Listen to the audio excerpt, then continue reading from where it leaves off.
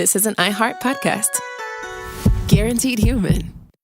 We've all tumbled down an internet rabbit hole trying to self-diagnose, and it leaves us more anxious than informed. Our feeds are full of wellness trends, but how do we know what's real, what's exaggerated, and what's just wrong? Health versus Hype from the American Medical Association breaks it all down. Emmy-nominated science communicator Trace Dominguez talks to doctors, influencers, and real people trying these trends, not to cancel them, but to understand them. Because when it comes to your health, who you listen to matters. So listen to Health versus Hype wherever you get your podcasts.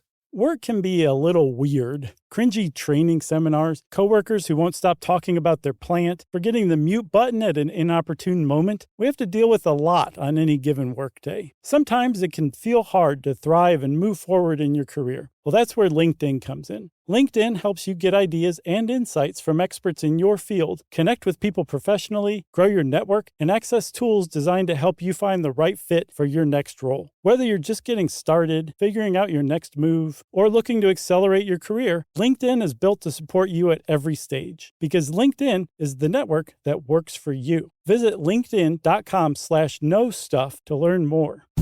Hey everybody, it's Josh, and for this week's Select, I've chosen our episode on sea monkeys that came out in March of 2018. Sea monkeys are one of those things that you just take for granted when you're a kid. There's that one ad that was in every single issue of every single comic book, and for those of us lucky enough to mail off to get them, they became an even bigger part of your childhood when you got to watch them swim around in their cool little plastic tank. But sea monkeys have an even more amazing backstory than this, not just of toy fame, but also of intrigue too. Hope you enjoy it.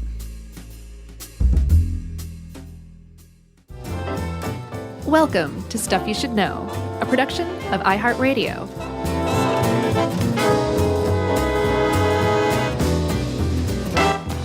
Hey, and welcome to the podcast. I'm Josh Clark. There's Charles W. Chuck Bryant. There's Jerry over there.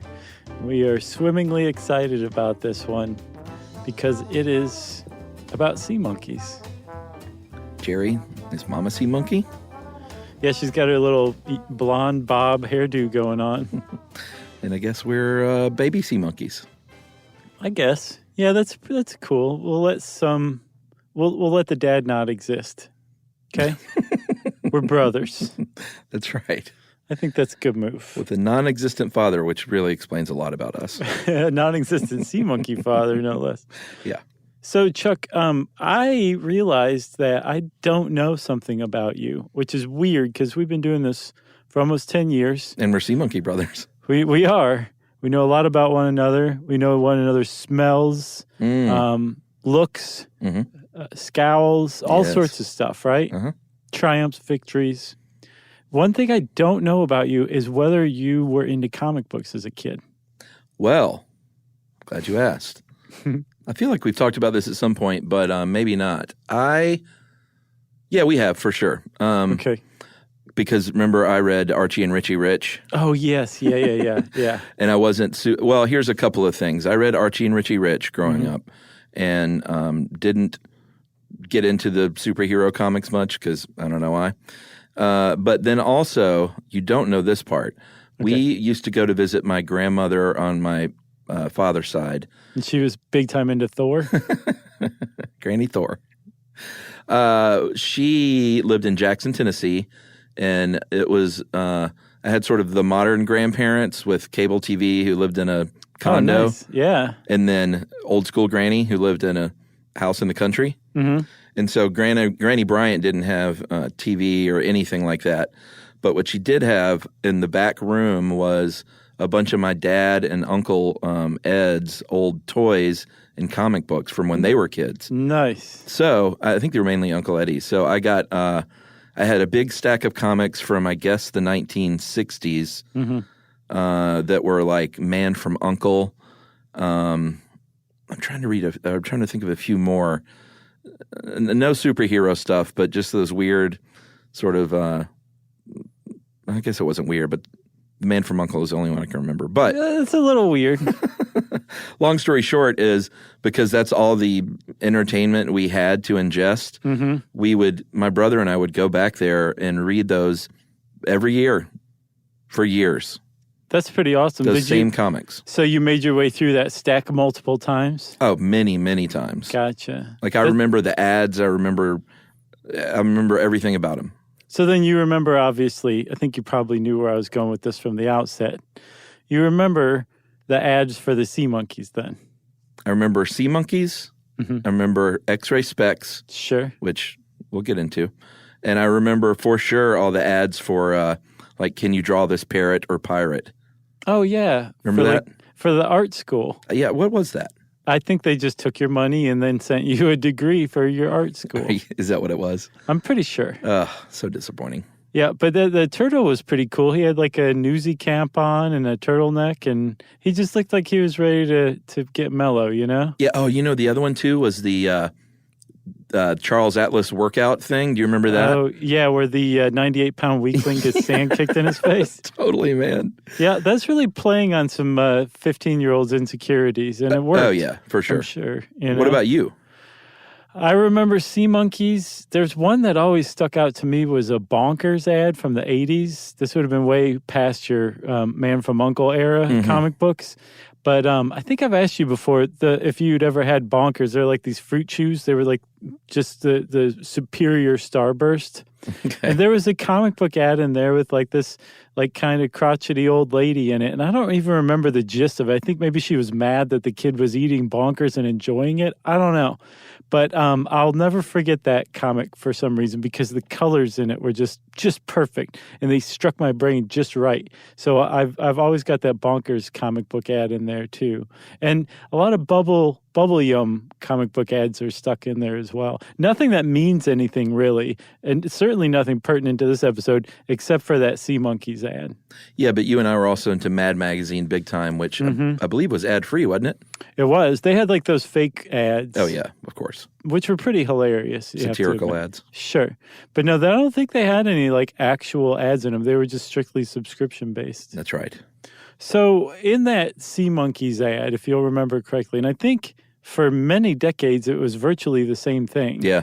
It was this kind of group, this tribe of humanoid figures. It was a family.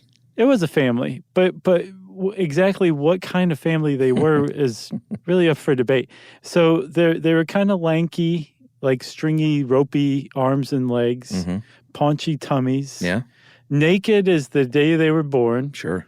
Webbed feet, webbed tails, like the end of their tail was like webbed, which if you look closely, I think was probably just a device to cover Dad's junk in the illustration. They were like, we need something on the end of their tail there, buddy. It's just like this classic illustration of the Sea Monkeys that apparently was done by this guy named Joe Orlando. Mad Magazine. He's from Mad Magazine. Creepy Magazine is another one. He ran some comic lines at DC Comics for a while. He's kind of a legend. But he's also extremely well known outside of the comic world for having drawn that Sea Monkey family. Yeah, I mean, I'm looking at it right now. Look at that. It's like unchanged. I know. And what's great, too, is we'll talk about later, some people went in and fiddled around with it. And if you look now, if you go to buy the Sea Monkeys now, they're basically back to the way they were before. Well, yeah, and we'll get to that, too. You also didn't mention the castle, which is kind of key because somehow they have these little crown-like heads, and I guess we're kings of the bowl. I guess.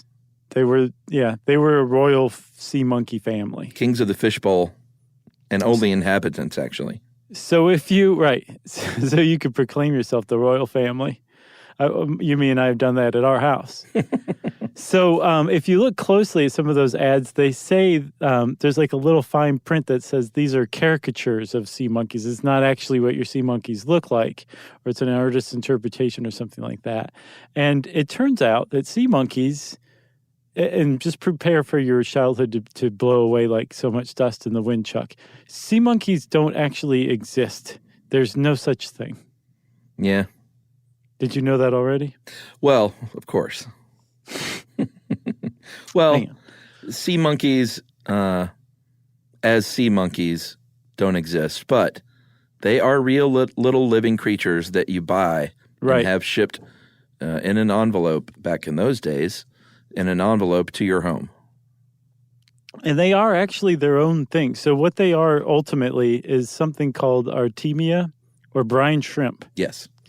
But the guy who ended up calling them sea monkeys was actually well within his right to call them something different than just brine shrimp because they're a hybrid version of brine shrimp. The guy who invented sea monkeys actually tinkered along with a microcrustaceans expert named D'Agostino. I can't remember his first name. I think when you have a name like D'Agostino, you can just go by that. So D'Agostino and this guy named Harold von Broughton, or Braunhot, right? They got together and they actually took brine shrimp and made them into something different, a hybrid version that we now know and love as sea monkeys. Yeah, so the literal sea monkeys that you buy don't exist in nature. Right. They are a man-made creation. I don't think we can get that through clearly enough because it's pretty, scientifically, it's pretty amazing. And they did that because they couldn't find any of these brine shrimp varieties that would live through the shipping process and be able to be essentially rehydrated and brought to life to the delight of children. So they made them. Right. And there it was worked. no clapping and squealing with original brine shrimp, right? No. So through these crossbreeding programs, they made brine shrimp. Brine shrimp were already, I think you can still go to pet stores and buy them. They're a type of food. They're a pet food. Yeah. And they're just like tiny little microcrustaceans, and they enter into what's called cryptobiosis. Yeah. And they're basically, if you'll remember our tardigrade episode, they basically do the same thing that tardigrades do. They enter into the state of suspended animation, a desiccated state where they're just dried out and just sitting there waiting for the conditions to be right to basically come back to life. That's what sea monkeys are. Yeah, so you get this little package. They're brine shrimp eggs is what it is, or what they are. And then you get purified water, put them in there. And I believe there's a growth formula as well, right? Yeah, that's like their food. It's like spirulina and yeast, I believe. Right, but no one truly knows what the exact formulation for all this stuff is because it is locked in a vault in Manhattan because it was the only one that worked, and it was owned by this Van Broughton character. Van Broughton? Braunhut. Braunhut. I know, it's a tough word, a tough name to say. I've seen it 100 times in the last 8 hours, but still. Yeah. So until he died in 2003, Harold von Braunhut and his wife Yolanda were the only two people on the planet who knew what this special formula was that created those conditions. Because remember, you've got sea monkeys, little brine shrimp, that are in the state of cryptobiosis, this dried out, desiccated state. And when you put them just into regular tap water, they don't necessarily come to life. There's something in that powder that alters the pH and the salinity and makes it just perfect for them to emerge from this cryptobiosis almost instantaneously. Yeah. In fact, early on, the sea monkeys were originally just called Instant Life, I believe, is what the name they were originally marketed under. Yeah. It's not the best name. No, and it's weird that that name was chosen because it turns out that Harold von Braunhut was a marketing genius.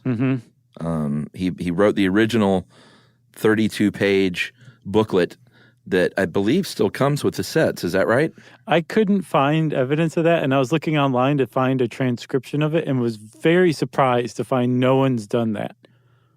Seriously. You would think there'd be entire fan sites that this is like their Bible, the original version of it, would have later editions of it. Couldn't find it anywhere. Well, I don't know if it still comes with it, but for many, many, many years, and even after his death, that original prose which told this fantastical story. I mean, that's the whole point. It wasn't just like add water and you're all set. Right. It told the whole story of sea monkeys. Yeah, it said things like your sea monkeys can be hypnotized. You can train them to play baseball. You can race them. They love to race. There's all sorts of things. You can basically train them into a pack of friendly seals, I think is the way they put it. It talked about their courtship and reproduction and just all sorts of stuff. Like it was, this guy's just basically, do you remember that treatment that George Lucas wrote about Wookiees and Chewbacca's planet that got turned into the Star Wars Christmas special? Yeah. This is the exact same thing, but this is the Sea Monkeys world. Right. I would like to see, I was about to say I'd like to see the Sea Monkeys TV show, but I did. What did you think? Did you watch any of it? Yeah, I did. Yeah, so there was a TV show in the 80s starring Howie Mandel. Yeah. It just really doesn't get any better. Like, who else would have been better than Howie Mandel for that? It was Howie Mandel. He produced it as well, along with the Chiodo brothers, who were known for making killer clowns from outer space. Yeah, so you know what you're kind of going to get there. It is the definition of camp. Like, they watch Pee-wee's Playhouse, and they're like, this is kind of campy, but let's increase it by 35%. Yeah. And that's what they did. It was not long for this world, though, what, right? No, and the thing is I don't know if we've gotten this across. It was live action. Oh, yeah, right. It wasn't a cartoon. That's what made it so not just campy, that made it unsettling as well. Like, the actors were all done up as, like, sea monkeys, and it was for kids, but it was obviously made by adults with a wink and a nod to other adults. It was a weird show. Yeah, it was... I didn't see it. I only watched like a bit of one episode. I didn't see enough to judge the whole 11, I think, episode lifespan. But it was like Sid and Marty Krofft without the LSD. Right. It was with PCP instead. That's how it struck me. I was like, these people are on angel dust. Yeah, but all this to say that it was and continues to be a big selling item. Like, kids loved sea monkeys. They bought them. And, I mean, from what I can tell, when kids bought sea monkeys, they didn't care that they didn't look like those things. And they were just thought it was cool that something they got in the mail really did come to life. Yeah, for sure. And you could raise them. And after some tinkering, von Braunhut managed to get them to live for a while. So these were like pets to the kids. Plus, I also think, Chuck, I suspect, and this is a big reason why sea monkeys were such a success, von Braunhut, when he started to market these things early on, he was following immediately in the wake of something called instant fish that I think Whammo had tried to market and had failed terribly at. And he was going around trying to market something similar, and toy stores and retailers were like, we don't want anything to do with those. People almost lost their jobs over that instant fish stuff. Get out of here.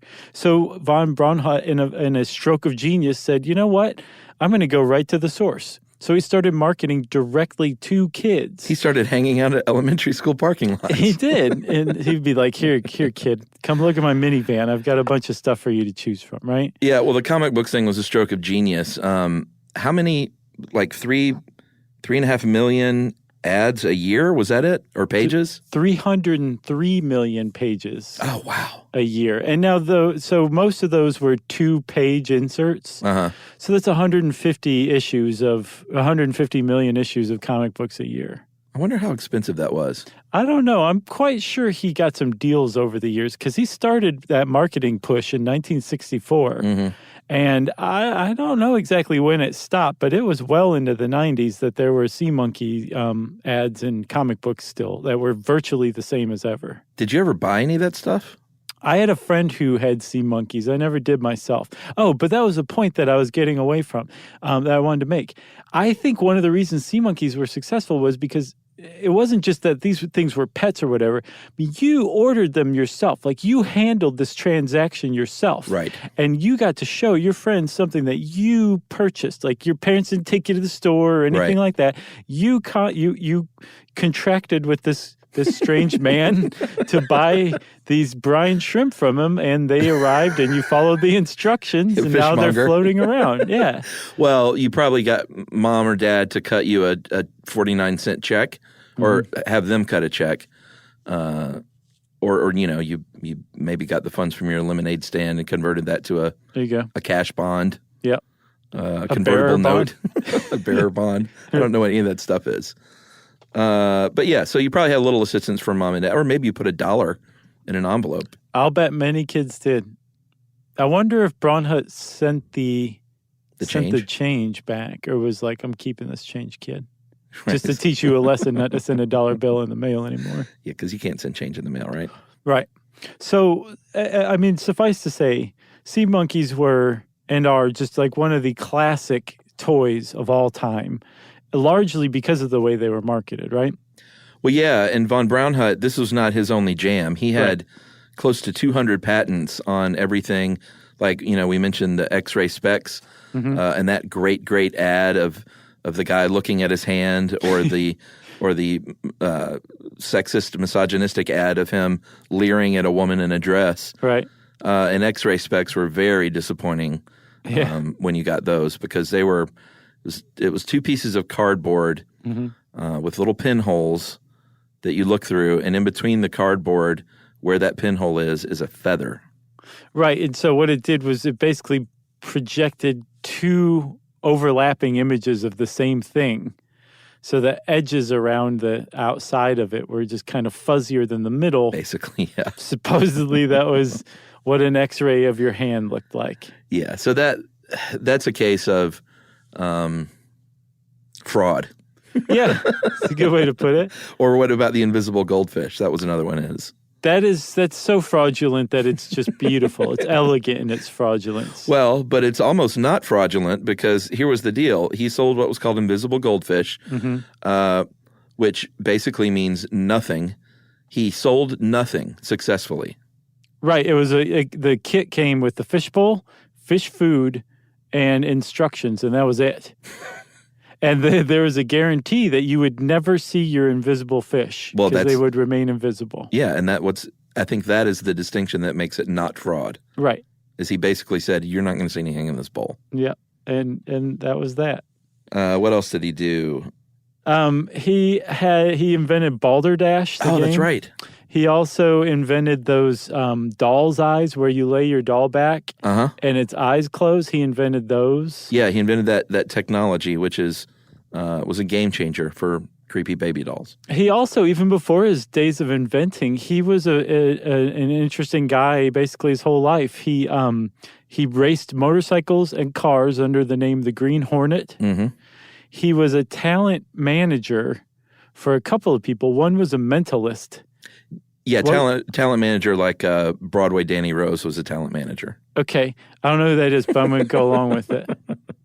What is that? Is that what's that from? The name's familiar, but I don't know who it is. It was a Woody Allen movie where he played. It was a talent manager that managed, like, people like this, the high divers that would dive into shallow pools, and mentalists, and this guy was even wasn't he a mentalist for a little while?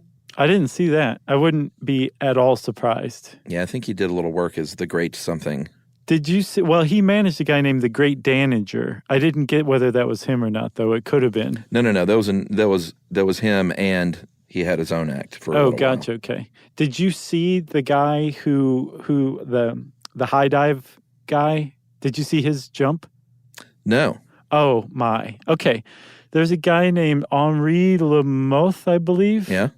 Henri Lamoth. If you go look him up, HenriLamothe, you're going to be treated to an AP video that was shot in the early 70s from the looks of it, where he's opening up for an Evel Knievel act in a parking lot in God knows where in New Jersey. And he climbs up this ladder, a 40-foot ladder, and beneath is one of these tiny little kiddie pools filled with like 18 inches of water. And this guy who is clearly in his mid-70s, maybe older, dives 40 feet into 18 inches of water in a kiddie pool, belly first. He does basically a belly flop and immediately stands up with like, ta-da! It's one of the most amazing things I've ever seen in my life. And this guy, Harold von Braunhut, managed that guy back in the day. He was a magician who worked under the name the Great Telepo. That's a pretty good name. And he also invented something called the Directomat, which was this device where you punch in your destination in New York, like you're in New York City, you punch in your destination, and the machine told you the fastest subway route. Oh, that's smart. It was Google Maps. That's very smart. Like 50 years early. But using like punch cards instead of, real technology. Basically. But I mean, the guy, not only was he a marketing genius, he had a real knack for inventing some successful, useful things. So he had this other thing that you could get for like $59.95. And it was actually a weapon, so much so that he was stopped at LaGuardia Airport in 1979 and arrested because he had a briefcase of samples of this stuff that he was selling, I think, through mail order. And it was called the, what is Kyoga Agent M5? Yeah, the Kyoga Agent M5. It's basically a telescoping metal whip. You've seen the telescoping batons and things. Right. That cops can use, I guess. Or I guess sure. Anybody can use them. And do. I actually had one of those for a little while for some reason. Did you really? I did. I thought, you know what? I'm not a gun guy, but I thought I'll put this thing in the floorboard of my car. Sure. And if anyone ever reaches their hand in the window, then they're going to get a wrapped knuckle. Smart. That's funny. I don't know where it went, though. It didn't telescope properly, so I was like, that's probably not good. No, it's not, because that's not what you want. And plus you have to practice with that kind of thing. It's a big commitment. You just turning and running is way better. Well, yeah, I went back to plan A, which is poop my pants and cry. Right. And hopefully that works. No one wants to punch a guy who's just pooped his pants, you know? All right, so not in the butt at least. Right. So this M5 telescoping whip, all right, this is where things get weird.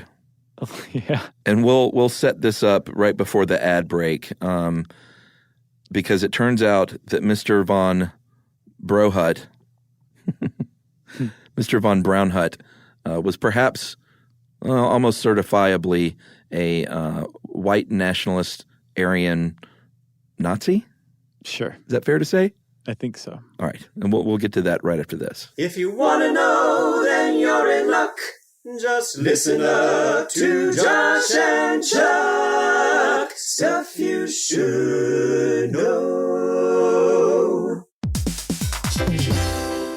Hey everybody, when you're at work, you never know when you're going to get interrupted, like when an office fire drill happens right in the middle of your presentation, or maybe construction is going on just outside your window. But with the Dell Pro laptop powered by Intel Core Ultra with vPro, no matter how many interruptions you have, your laptop won't be one of them. Yeah, with a battery that's optimized for the way you work and built-in intelligence that quiets distractions the moment you're trying to focus, your tech won't slow you down, even when you're getting bounced from an office you forgot to reserve. The Dell Pro, built for those who stay in the flow. Find technology built the way you work at Dell.com/Dell-Pro.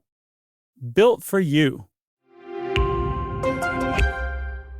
Our listeners love puzzles, paradoxes, and hidden patterns almost as much as we do. On TikTok, those fascinations come to life. People are breaking down physics, exploring geology, and explaining why the world works the way it does. You'll see impressive experiments, explanations that finally make sense, and connections you didn't expect. It's like having a lab, a lecture hall, and science museum in your pocket. TikTok is where wonder is shared, where curiosity turns into discovery, and where millions learn something new every day. All cat parents understand the feeling of being ignored by your cat and often asking yourself, does my cat even love me? And there is only one solution to solve that, Sheba. Feed your cat Sheba and go from feeling ignored to truly adored in 12 days guaranteed or your money back. Sheba has a menu of products, appetizers, entrees, treats, and even a kittens menu. So Sheba has a product for even the pickiest eater, like the Sheba Puree, which is made with bone broth. It's a protein-rich, lickable treat with chef-inspired flavors. It has a smooth and creamy texture that cats love. Plus, it supports a strong bond between pet parents and their cats with a hand-fed cat treat. It also contains no corn, wheat, soy, or artificial flavors. So instead of feeling ignored, you're suddenly the center of their world. It's basically a fast pass to favorite human status. Next time you're wondering if your cat loves you, grab Sheba Puree or explore their entire range of textures and flavors at your local retailer. To learn more, check out Sheba.com. Spectrum Business keeps businesses of all sizes connected seamlessly with fast, reliable internet, advanced Wi-Fi, phone, TV, and mobile services. That's right. And Spectrum Business offers 100% U.S.-based customer support 24/7 to help you stay up and running. And they offer tailored connectivity solutions with packages built for your business budget. Yeah, so it's no wonder millions of business owners rely on Spectrum Business to keep them connected. Visit spectrum.com/business to learn more. Restrictions apply. Service is not available in all areas. Stuff you should know. Stuff you should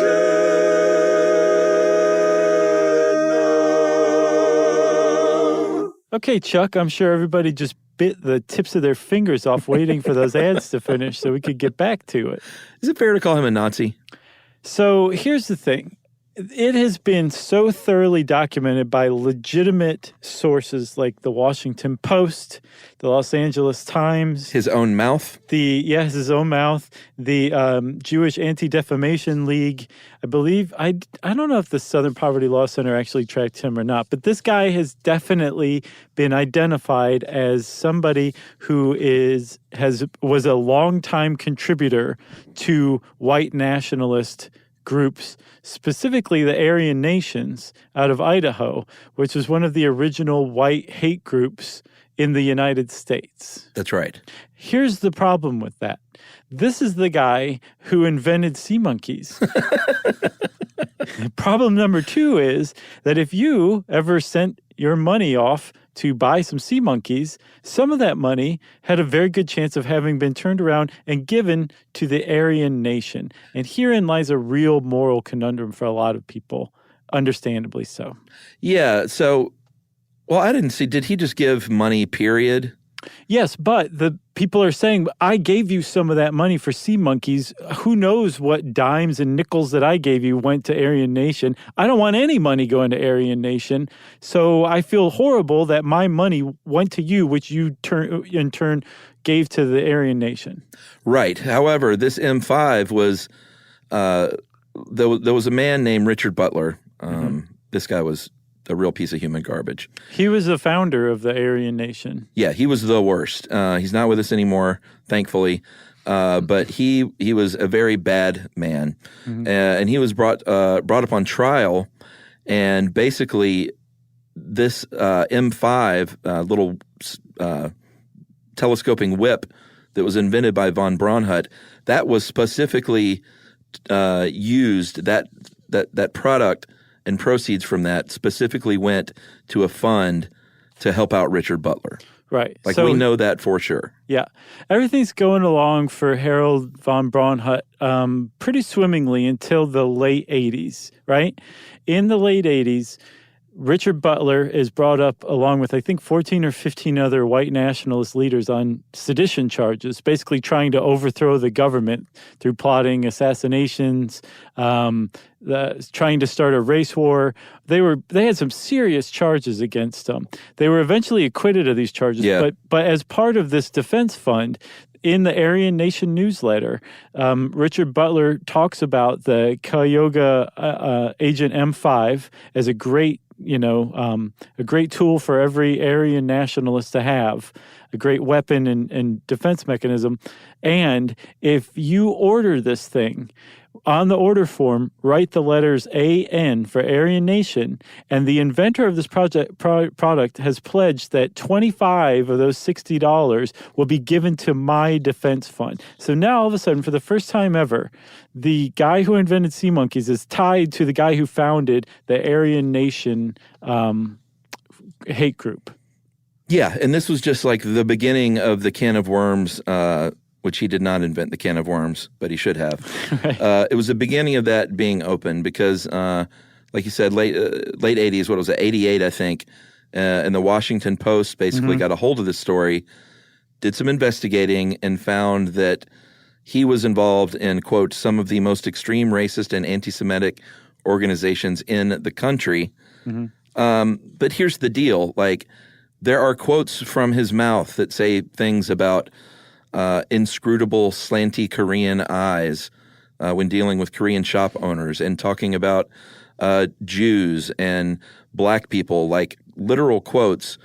Yet when he's finally contacted, this great article that we kind of started with was when he was still alive, he would deny that this was him. Right. But not try and clear it up or anything. Basically just say that's a bunch of bunk. There were newsletters written for an organization called the National Anti-Zionist Institute, written by one Hendrik von Braun, but the return address was the same P.O. box that you sent off to get sea monkeys. Yeah, sea monkey like paraphernalia. Still today, same address. So it's not it's in Maryland, which is where he lived. Right. So he wasn't like covering his tracks very well at all. So all that started, that Washington Post expose specifically also came out of a property dispute. He later claimed that all of these were lies and that they were drummed up by somebody he was in a property dispute with. I think there was a developer who was encroaching on his land and he was suing them. And I think he said that the developer had brought all this up. The thing is whether the developer exposed it or not, or tipped the Washington Post off to this or not, this was already like pretty well known in the toy industry. Supposedly, yeah. And pretty well documented. Like, it wasn't just that this Harold von Braunhut gave money to the Aryan Nation. Like, he would go to their annual rally in Idaho and light the cross himself. He would speak at some of their conferences, and apparently not very well received. I thought that was pretty funny. Like, that he wasn't like the best speaker. No, he would kind of go off on topics that the Aryans weren't particularly interested in, like numerology or the pyramids or how it all tied together. Yeah, but the thing is, he had a lot of money, and he was apparently quite willing to give it. Now, no one has ever documented a penny that was given to the Aryan Nation. The closest thing to a smoking gun is that newsletter from Richard Butler saying that the inventor of this has pledged $25 per. But the very fact that he was basically allowed into the orbit of Richard Butler himself strongly suggests that he actually followed through on those campaign pledges and legal defense fund pledges. And apparently a former spokesman for the Aryan Nation, who is now a reformed racist, he says, spoke out about Harold von Braunhut and said he didn't know exactly how much he gave, but he gave a lot, and he gave pretty frequently when he was asked. Right. So things get a little weirder here because it turns out that von Braunhut was actually Jewish. He was born to Jeanette Cohen and Edward Braunhut, not von Braunhut. Right. Out of that little von to, I guess, Germanize him. I guess so. And he was born in New York City on March 31st, 1926, as Harold Nathan Braunhut. And if you know anything about Aryan nations or any of those groups, they don't take kindly to a Jewish guy, even if he's like rebukes that to being a member. Right. But like you said, he had a lot of dough, and that's basically why everyone thinks they allowed him to stay on as a member. Yeah, so the 1988 Washington Post article did a couple of things. One, it outed the inventor of sea monkeys as an Aryan white supremacist. Or I should say just a white supremacist. He was an Aryan. It also outed him as a non-Aryan, as a Jewish person, born Jewish to Jewish parents, about as Jewish as you can possibly get, aside from being a practicing Jew, right? So he was outed in this Washington Post article like 2 times over. So everybody was mad at him from either side, right? The thing is like even after, I guess the Aryan Nation released a press release about this saying that they were disappointed to find out this guy that they were friends with was actually Jewish, but he was not kicked out of their circle. He stayed apparently as intracted as he was before, and still was a part of the organization's conferences and stuff like that. Yeah, and it wasn't just the Aryan nations. In 1985, the Washington Post says that U.S. Attorney Thomas Bauer, there was a weapons case in 1985 against a member of the Klan, Grand Dragon Dale Roish. Yeah, it was in 1980, I think, that the transaction happened. Okay, but the weapons case was in 1985. Gotcha. And Van Braunhut basically loaned the guy $12,000 so he could buy more than 80 firearms. Yeah. Like, here, go buy a bunch of guns. Well, yes, and this is a Grand Wizard of the Klan, I believe, right? Yes. So the reason I pointed out that it happened in 1980, the year before, the Washington Post had drummed up in that 1988 article. The year before, he had paid like $1,300 for his parents' graves in a Jewish cemetery to be kept up in perpetuity. So this is like this is this weird dual life this guy is living, like born and raised Jewish, respecting his Jewish parents' funeral wishes and burial wishes, and then months later helping a Grand Wizard of the KKK buy 83 firearms and then taking possession of the firearms himself until the loan was paid back. It's crazy. It is a little crazy. It's quite surprising, actually, too. I mean, that's like a big 1-2 punch, you know? Yeah, so he didn't actually he would do licensing deals over the years. That's how he ran his business. Probably smartly to do that, if you ask me. But over the years, there have been many companies that held the license for sea monkeys that he partnered with, and they all kind of had different reactions. There was one called Larmy Limited, one called Basic Fun, one called Educational Insights. There may have been more. Today, it resides with Big Time Toys. But this article that we dug up from when he was still alive, basically, this guy gets in touch with a lot of these people, and some of them said they believe the story, that it was just some story that this angry neighbor cooked up to slander his name. Other ones have said, yeah, you know what? Everyone kind of knew about it, but we're not gonna take that out on the sea monkeys. Right.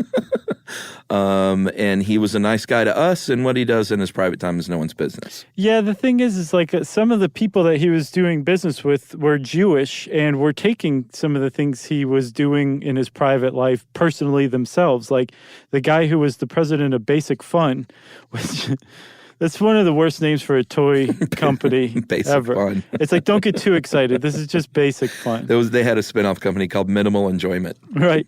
He got the license, or his company got the license for sea monkeys to handle distributing and marketing sea monkeys. And he apparently asked von Braunhut, like, is this true? And von Braunhut told him, no, there's this developer I'm in a dispute with who's like trying to drum up bad press. They're all lies. Well, within a year, the New York Times wrote an article about that annual rally at the Aryan Nation compound in Idaho and said that Harold von Braunhut had been a speaker there. So the guy from Basic Fun was like, yeah, that's it. I'm done with you. Our contract's broken. Yeah, I mean, that did happen sometimes over the years. And other times, people, I guess money talks. So they were willing to put up with it. Yeah. Yep. It's crazy. He, like when he was called personally, he said, I don't have to defend myself to you or anyone else. I'm hanging up. Right. So I guess it was a time when, pre-internet, pre-social media, where you could kind of get away with stuff like this a little easier. Yeah, I mean, like it was just an open secret. And I think, like you said, I think you hit the nail on the head, man. When there's like this much money involved, and when you're talking about a brand where it's just like a beloved American icon, like people just look the other way on the fact that you're a white supremacist, It's bizarre, but it's apparently this is a story of how the world works in that respect. Yeah, it was interesting for this one article, I think from the early 2000s. From the All? Was that? Oh, no. That was from 2011. The other one was... oh, yeah. That was when he had currently, the licensee was Educational Insights. Mm-hmm. And they, at the time, it was funny to go back and read this, that they were trying to update the image for the sea monkeys. Yeah. And they had like... they hired some big advertising guy and marketing guy, and he came in and was basically like, no, man, like kids these days, they don't want these little skinny pot-bellied king, queen, prince, and princess family. They want superheroes. So he buffed them up and put capes on them and made a new jingle, and they never went with any of that stuff. It kind of all went in the wastebasket, I think. Well, one new thing did come out of it, and Harold Braunhut had a patent on it. It was one of his last patents. It was a watch that you could inject a couple of live sea monkeys into, and they would live in there for 24 hours before, I guess, either they died or if you could suck them back out and put them back in their aquarium. But you could walk around with your two favorite or luckiest sea monkeys for the day and tell time as well. So that was, there was at least one thing that came out of that updating. But if you go back and if you look at those, you're like, this is pretty lame. And you go back and look today at the sea monkey packaging, it is basically back to how it was like in that Joe Orlando style. But if you do want to watch some business people do some tap dancing, It's really interesting. Read this article. It's called The Sea Monkeys and the White Supremacist. It was in the LA Times on October 1st, 2000, written by Tamar Brott, who did a pretty good job of just some good old fashioned like footwork or legwork going to pound the beat. Pound the beat with the footwork. Sniff them off the case. You know what I'm saying. All right. Well, let's take another break, and we're going to come back and we're going to talk about where things stand today in the fight over the rights and the fortune of the sea monkeys. If you want to know, then you're in luck. Just listen up to Josh and Chuck. Stuff you should know. Hey everybody, when you're at work, you never know when you're going to get interrupted, like when an office fire drill happens right in the middle of your presentation, or maybe construction is going on just outside your window. But with the Dell Pro laptop powered by Intel Core Ultra with vPro, no matter how many interruptions you have, your laptop won't be one of them. Yeah, with a battery that's optimized for the way you work and built-in intelligence that quiets distractions the moment you're trying to focus, your tech won't slow you down, even when you're getting bounced from an office you forgot to reserve. The Dell Pro, built for those who stay in the flow. Find technology built the way you work at Dell.com/Dell-Pro. Built for you. Our listeners love puzzles, paradoxes, and hidden patterns almost as much as we do. On TikTok, those fascinations come to life. People are breaking down physics, exploring geology, and explaining why the world works the way it does. You'll see impressive experiments, explanations that finally make sense, and connections you didn't expect. It's like having a lab, a lecture hall, and science museum in your pocket. TikTok is where wonder is shared, where curiosity turns into discovery, and where millions learn something new every day. All cat parents understand the feeling of being ignored by your cat and often asking yourself, does my cat even love me? And there is only one solution to solve that, Sheba. Feed your cat Sheba and go from feeling ignored to truly adored in 12 days guaranteed or your money back. Sheba has a menu of products, appetizers, entrees, treats, and even a kittens menu. So Sheba has a product for even the pickiest eater, like the Sheba Puree, which is made with bone broth. It's a protein-rich, lickable treat with chef-inspired flavors. It has a smooth and creamy texture that cats love. Plus, it supports a strong bond between pet parents and their cats with a hand-fed cat treat. It also contains no corn, wheat, soy, or artificial flavors. So instead of feeling ignored, you're suddenly the center of their world. It's basically a fast pass to favorite human status. Next time you're wondering if your cat loves you, grab Sheba Puree or explore their entire range of textures and flavors at your local retailer. To learn more, check out Sheba.com. Spectrum Business keeps businesses of all sizes connected seamlessly with fast, reliable internet, advanced Wi-Fi, phone, TV, and mobile services. That's right. And Spectrum Business offers 100% U.S.-based customer support 24/7 to help you stay up and running. And they offer tailored connectivity solutions with packages built for your business budget. Yeah, so it's no wonder millions of business owners rely on Spectrum Business to keep them connected. Visit spectrum.com/business to learn more. Restrictions apply. Services not available in all areas. Stuff you should know. Stuff you should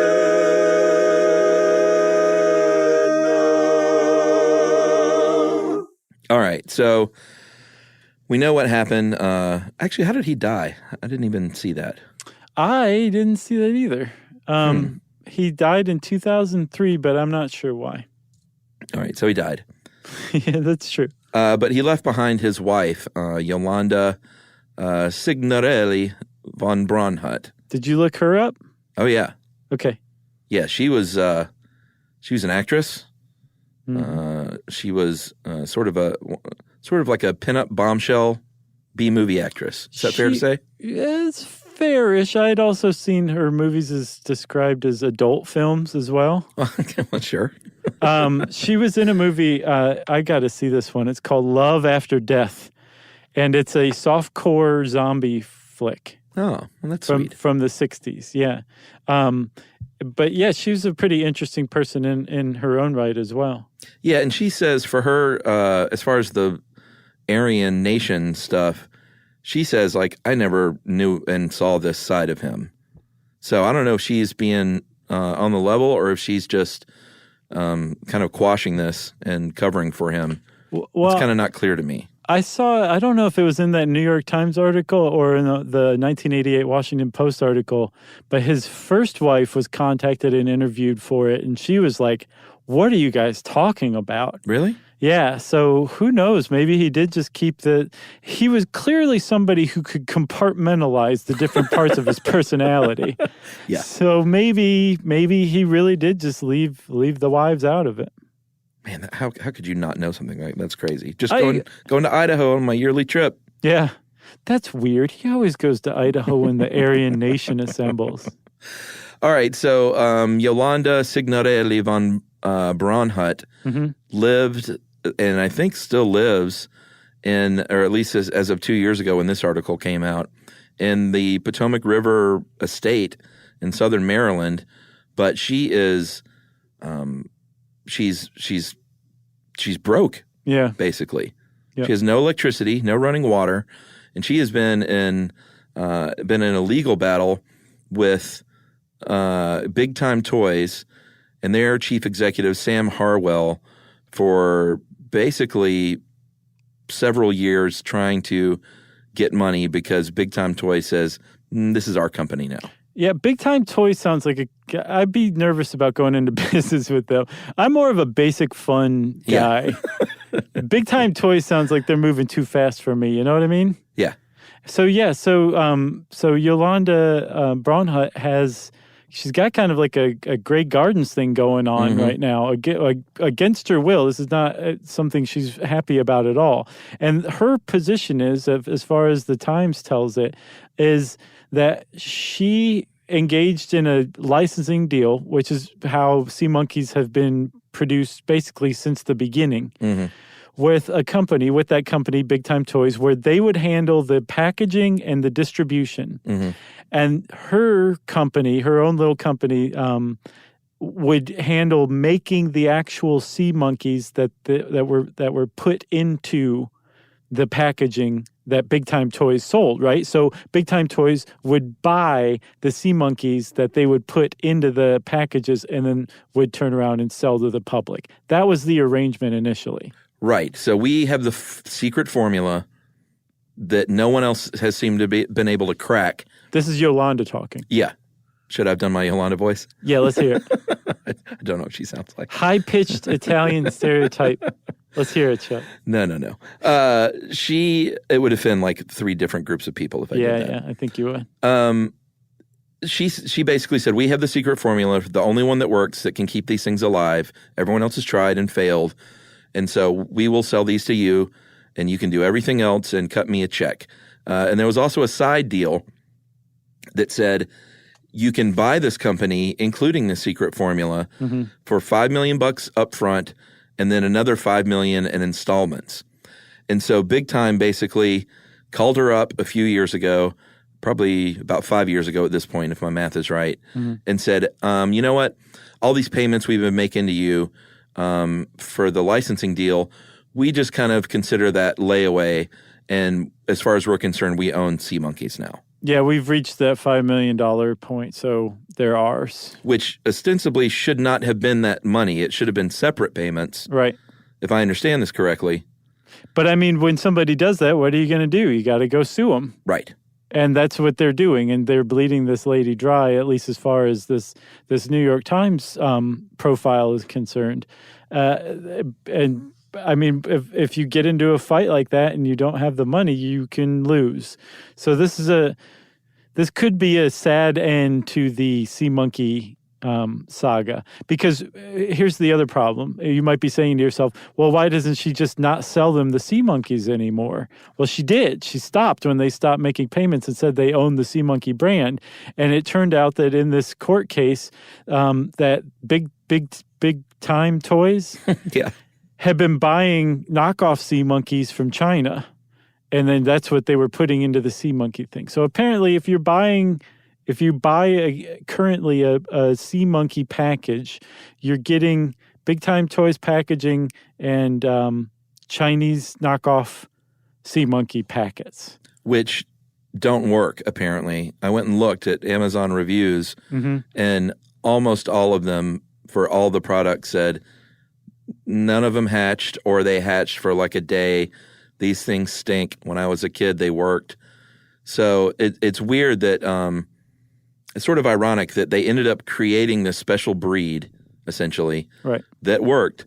And that ended up being their undoing because in court, in the affidavit, the leader, this Harwell guy, whose wife, by the way, is the head, she's the Speaker of the House of the Tennessee House of Representatives. Oh, yeah? So, they're a power family. Okay. All the way around, and not to be trifled with.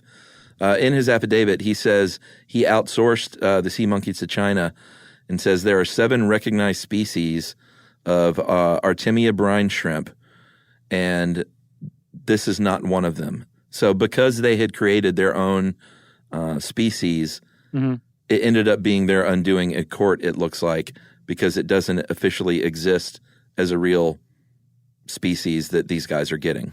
Yeah, but I'm pretty sure he got a patent on the species that they made. Well, no, that's what I'm saying, though, but he's not getting that species. Oh, I see. He's getting these, well, they're not knockoffs. They're Mother Nature's own from China, right. but they're not the ones that are working. Right, I gotcha. So it's just a mess. But then still, doesn't that like raise questions about how you could use the sea monkey's name or something? That's what I wondered. But I guess if they had the license to use the sea monkey's name because they were in charge of packaging and distribution, maybe.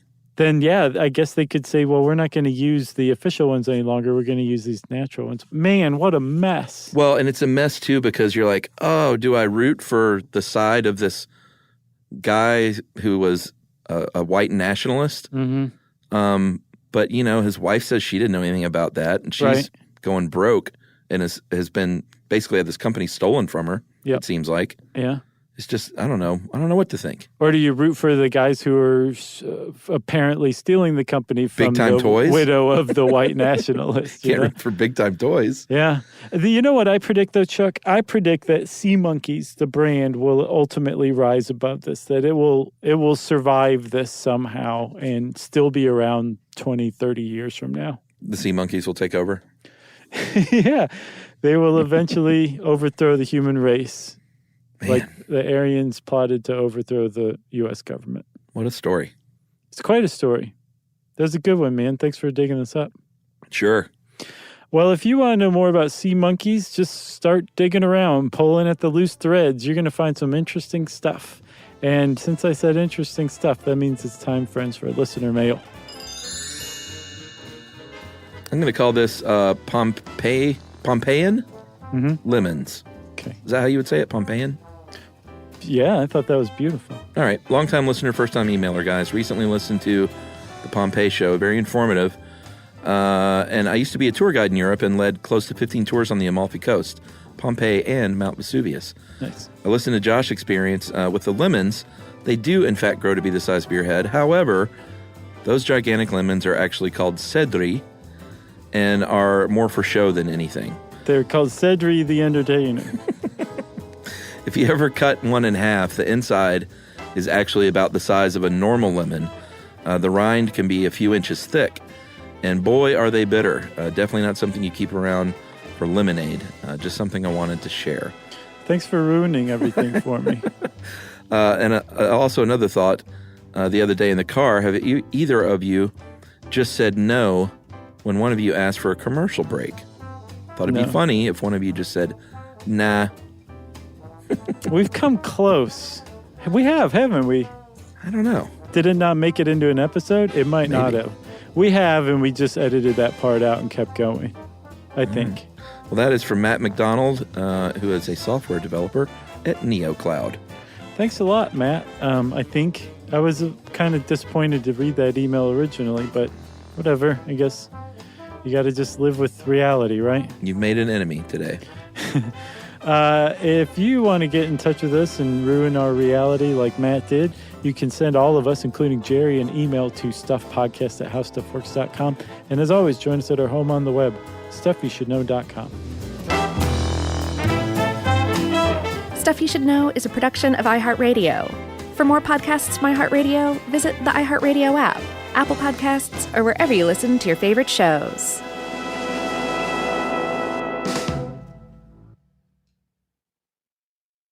Geico presents a 30-second podcast between your podcast.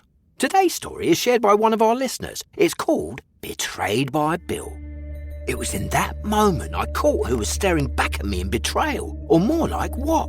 My insurance bill. With trembling hands, I grabbed my phone and switched to Geico, saving about $900 in the process, and never to be betrayed again.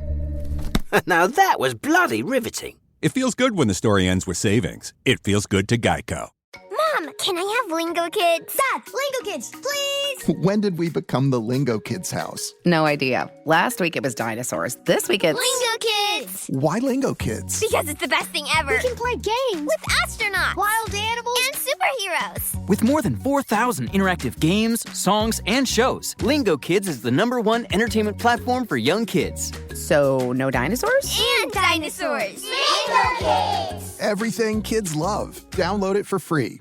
You know, you could be adored by everyone and still completely ignored by your cat. Trust me, I know. But if you feed your cat Sheba, you can go from being ignored to truly adored in 12 days, guaranteed, or your money back. Sheba has a full menu of products, appetizers, entrees, treats, even a kitten's menu. It's so cute, so Sheba has a product for even the pickiest eater. Like Sheba Puree, it's made with bone broth, their chef-inspired flavors. It's got a smooth and creamy texture that cats love and contains no corn, wheat, soy, or artificial flavors. It's food that your cat's gonna love. To learn more, check out Sheba.com. That's SHEBA.com. This is an iHeart podcast.